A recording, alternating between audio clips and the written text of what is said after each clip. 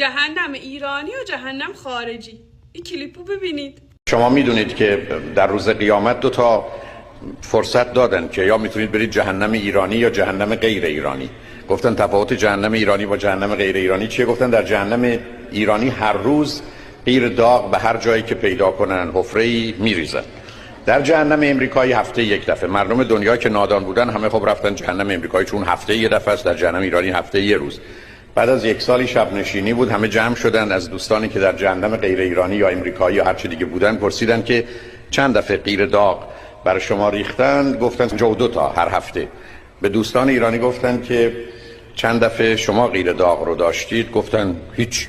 گفتن چطور هم چیز ممکنه؟ گفتن یه روز قیر نبود، یه روز داغ نبود، یه روز قیف نبود، یه روز کارمندا نبودن و بنابراین